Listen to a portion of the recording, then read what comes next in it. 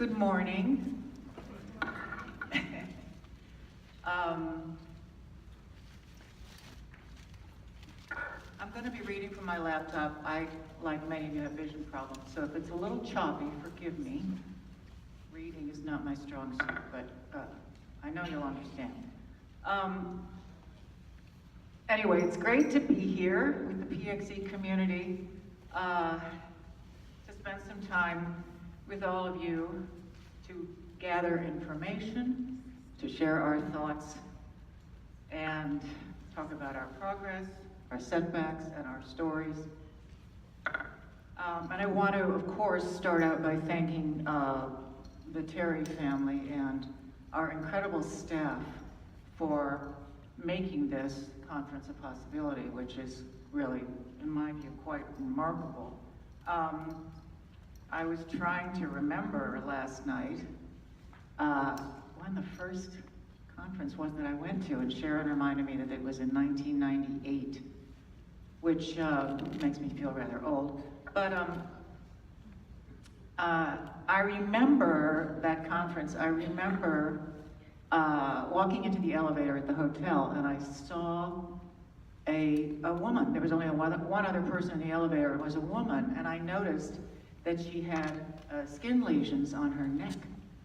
And it was the first time in my life that I had seen someone outside of my own family who had symptoms exactly like mine. And I thought, wow, this must be the place.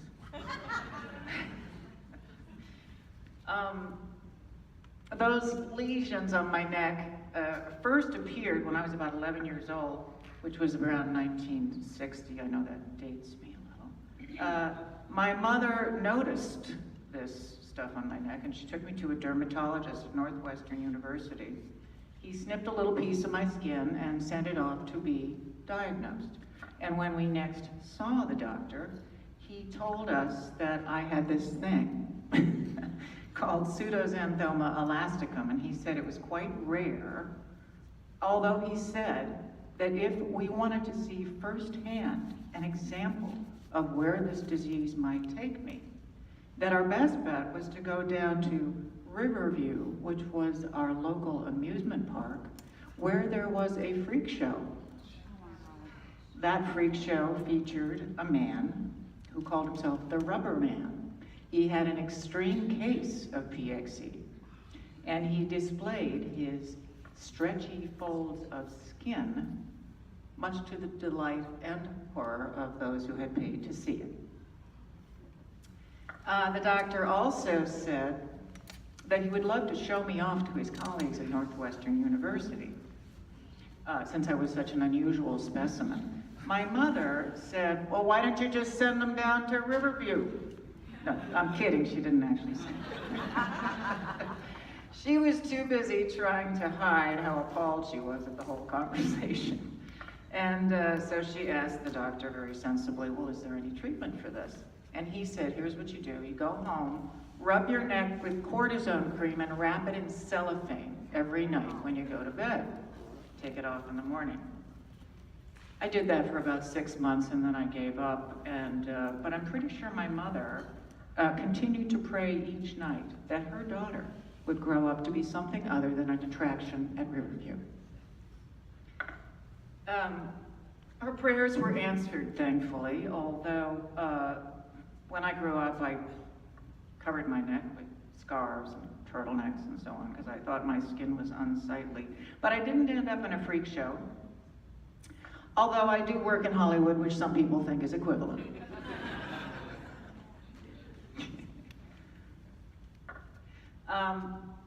Okay, so cut ahead about 40 years to the turn of the century, long past the turn of the century,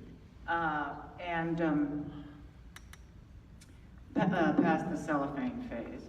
And I'm living in LA with my family, with a successful husband, 2 gorgeous daughters, a couple of gorgeous dogs. Life is good. And one day I go out to my mailbox, and in there, among other things, this was in the days when snail mail was still trending, there was a newsletter from an organization called PXE International. Now, I didn't remember subscribing to this newsletter, And it was the kind of thing that normally I would just toss in the recycler, except that I had PXE.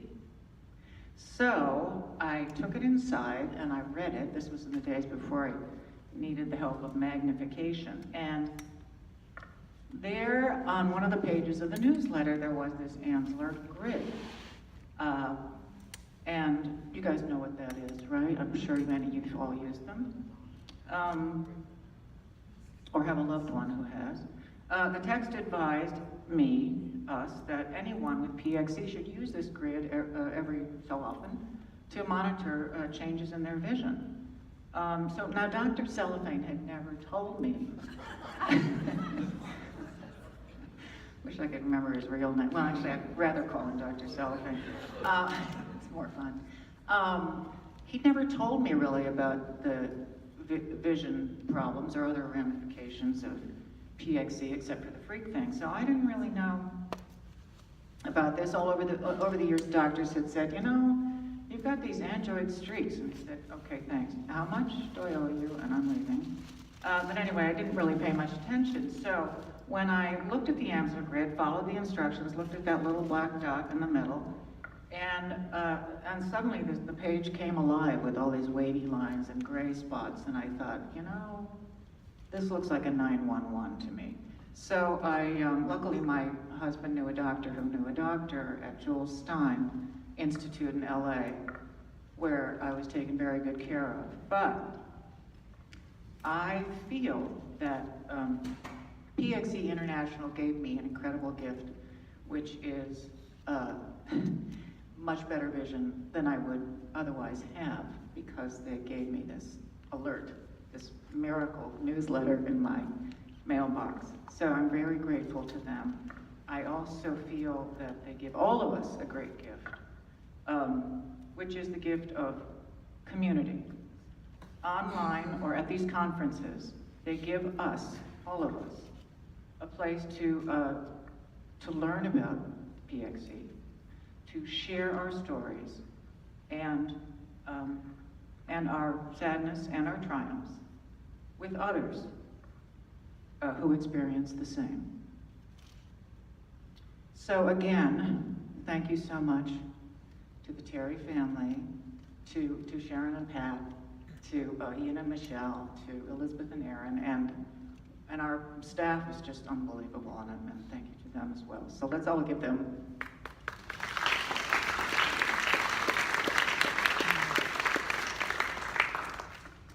By the way, a few years ago, because I'm talking about the neck again, a few years ago, my daughter, you know, I was putting on a scarf, trying to cover up my neck, as I used to do, and my daughter said to me, Mom, just don't worry about it. It just looks like you have an old lady neck. Oh, thanks, honey. Okay. I won't worry. And you know what? I actually took her advice. Because now that I'm of a certain age, an old age, I do. I just look like I'm an old lady neck, so that's fine. No problem.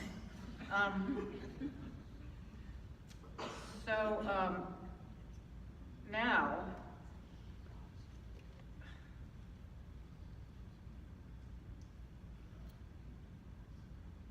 here's the thing. I always cry here at these conferences because Sharon will attest. I always burst into tears at these conferences because I'm so touched by our plight as people with PXE, but also by our incredible strength, resilience, and our proactivity. And I'm particularly touched right now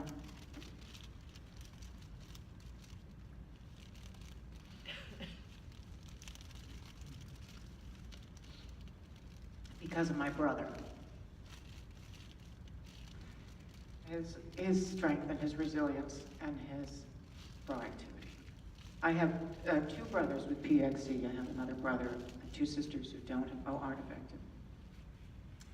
My two little brothers, well, they're little, they're 62 years old, but I think of them as little. They're also big. Sam and Charlie are their names. Charlie is blind entirely. Sam Harper has a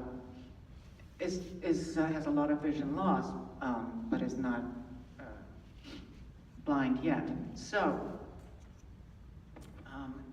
he undertook an adventure last year on our behalf, which I will tell you something about in a letter that he's written. He couldn't be here today, unfortunately, but he gave me something he wanted me to read to all of you. And then we'll also see a slideshow that further shows you what he accomplished for us, which is considerable, as you will see. And just another example of a PXEer taking this thing in his hands and turning it around into a positive force.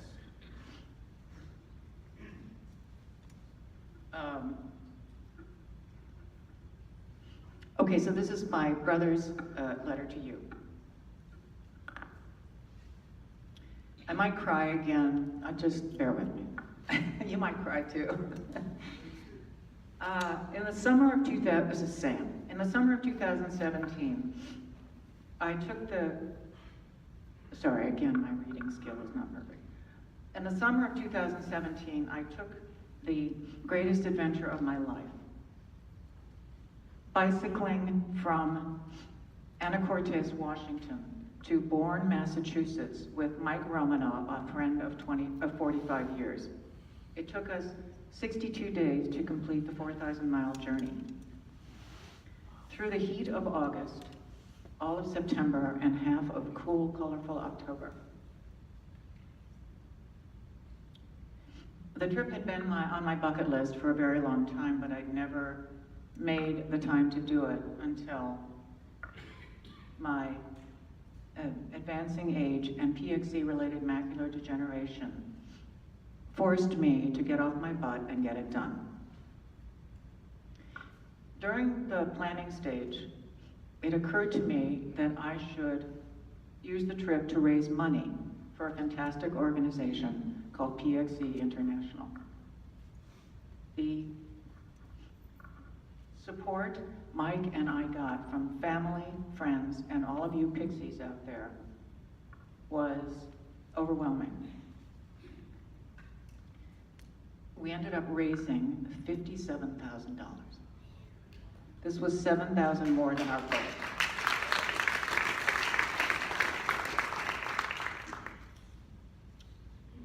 During the darkest hours of our ride,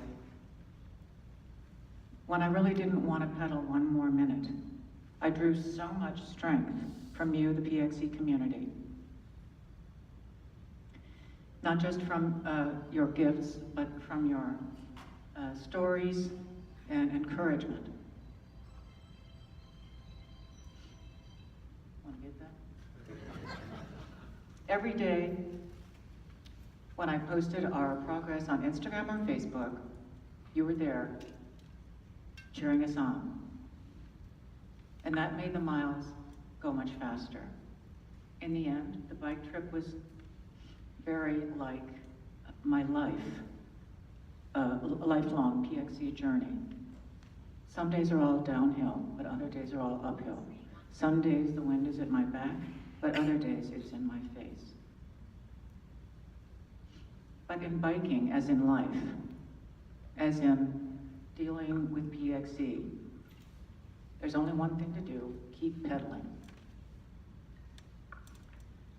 Thanks again for your incredible generosity, and I'm sorry I can't be there this weekend. I'm somewhere in New England right now on a bike with Mike Romanoff.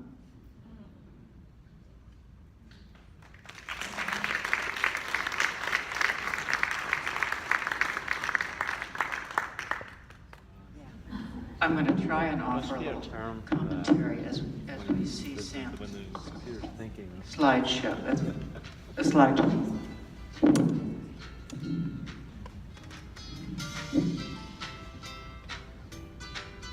There he is, getting started. Oh, he had a little mishap right at the beginning. His bike needed a little repair.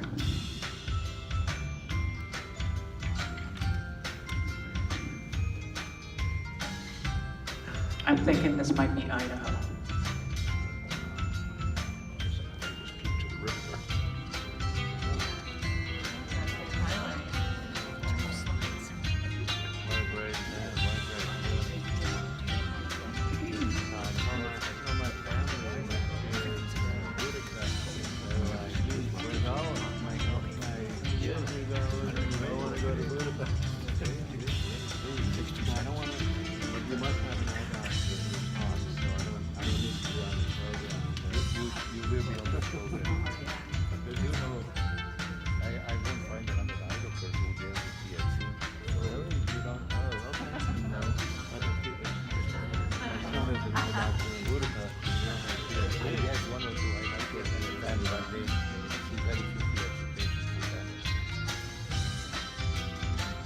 That's Sam on the right, Mike on the left.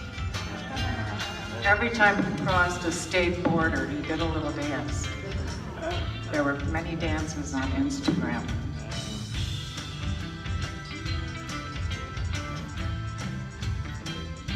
Stayed in some Ritz-Carltons along the way.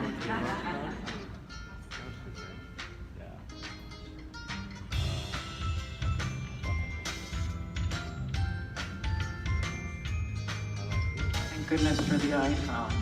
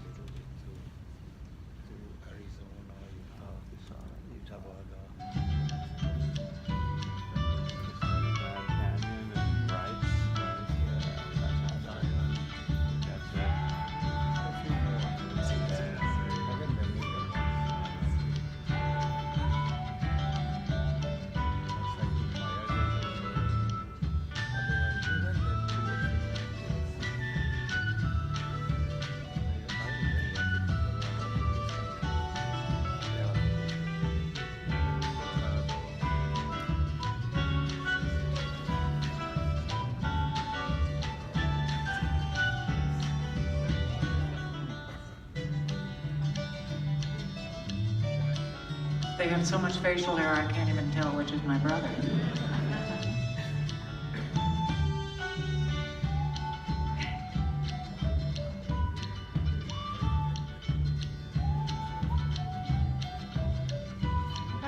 Here we go, another state border.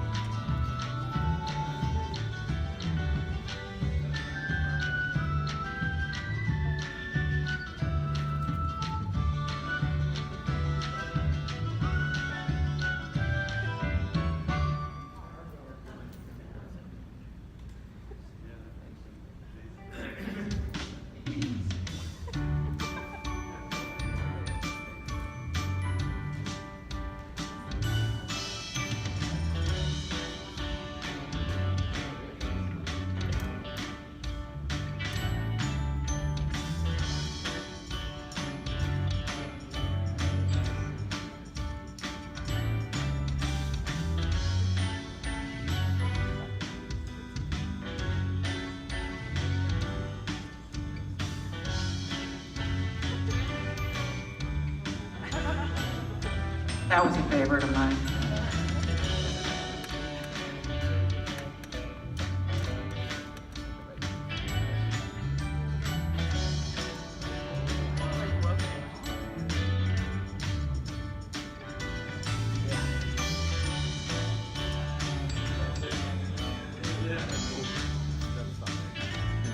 Yeah, there were occasional maintenance problems along the way.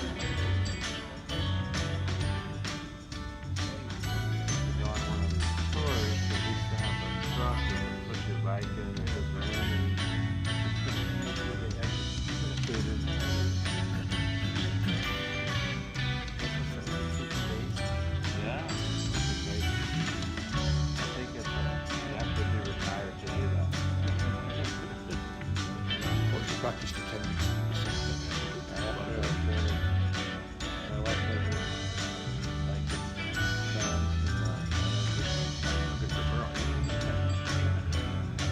We used to bike all the time. I don't think it's died all before.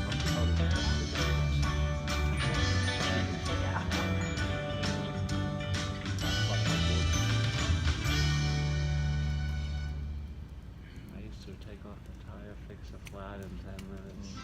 Not anymore. I can do the things in an hour. My little bro. How you going? Done. That's your copy of that.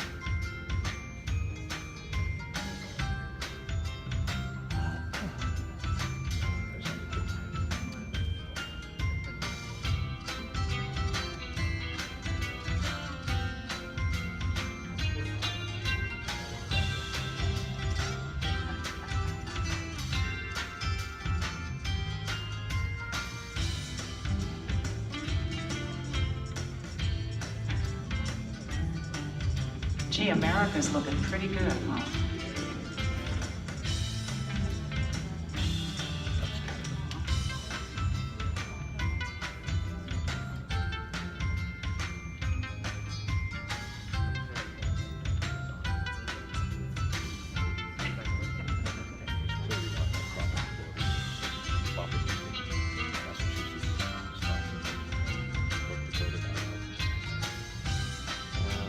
I thought it was Niagara Falls. And then What's Niagara Falls? Oh, so that was, Was it? that was in the middle. That was not North Dakota.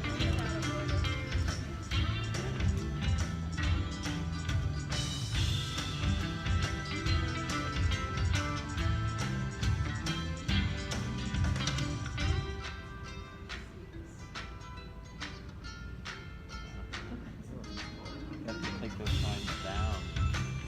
Federal government said those are illegal signs in New York on federal roads. So they want to take This is down not that 4,000 state signs.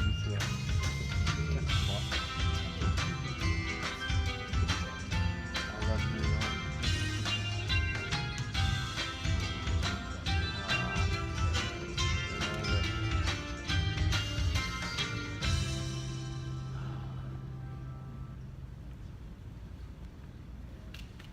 Yay, Sam.